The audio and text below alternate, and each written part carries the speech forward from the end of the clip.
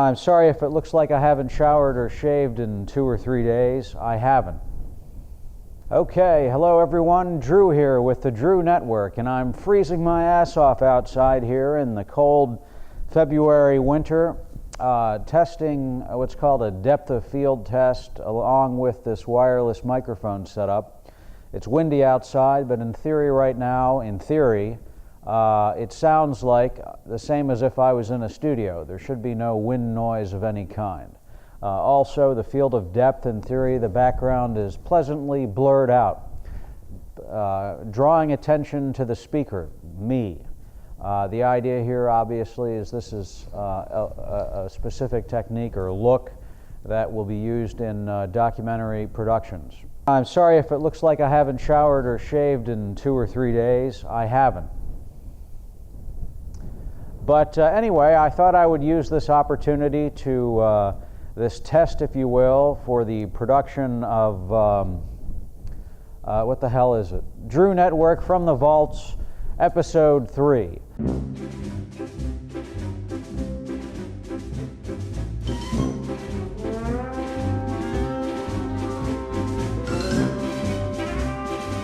Okay, ladies and gentlemen, I'm about to turn into an icicle here, but the third tribute video that was canned was the tribute video to the Raging Beaver Company.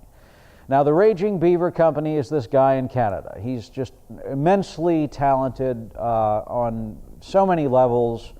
I mean, he's just a fabulous, interesting YouTube creator. He's not so much a vlogger, he's a YouTube creator. He's a YouTube artist. Anyway, the tribute video to Raging Beaver Company had a number of problems with it. Number one, you had to really understand it, and number two, it was mean. So, to put this in context, several months before, I guess, when this video was filmed originally, the Raging Beaver Company, Eric at the Raging Beaver Company, had an idea to stick a camcorder or to stick his camera on this mount on the back of his motorcycle. So it was like above his head, you know, sticking up out of the tail, his camcorder. And he had constructed a rig with a tripod and a milk carton and duct tape, and he stuck it on the back of his motorcycle. And the idea was to, you know, go down the highway at 80 miles an hour and get great footage from your motorcycle.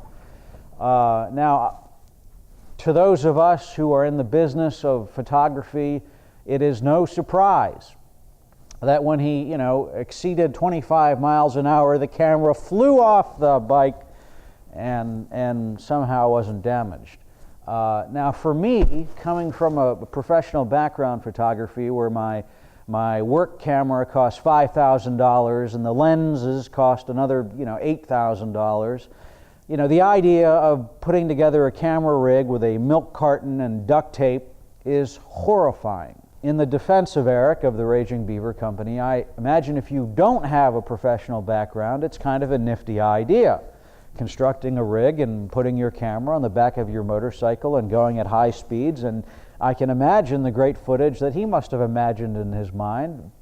You could speed it up, you could slow it down, you could do all sorts of stuff with it. So I'm sure it's a brilliant shot. But the problem is with the tribute video is that you need to understand everything I just explained to you. And if you didn't understand everything I just explained to you and you saw the tribute video, it wouldn't make sense and it would probably be mean. Unfortunately, I don't own a motorcycle, so I can't do something like that in tribute to the Raging Beaver Company. But I do own an E320, and I have gotten this thing up over 150 miles per hour. So, in honor of the Raging Beaver Company, I'm going to construct a rig, attach it to the top of the E320, and take you for a ride out at high speeds here on American highways. In honor of the Raging Beaver Company, I'm going to imaginatively construct a camera rig to hold the camera on top of the E320. Here I have an ordinary camera tripod, and here I have duct tape. Step number one is to place the tripod on top of the car's sunroof. Step number two is to use duct tape to attach the tripod to the sunroof.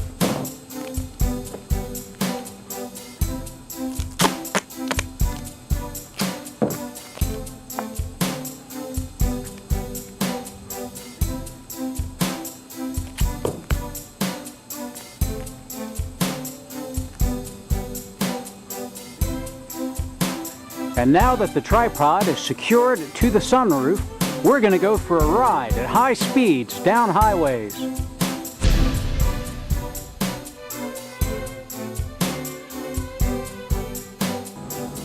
Okay folks, we're down the road a little ways and that didn't work out so well. But the tripod wasn't damaged too badly, so we're...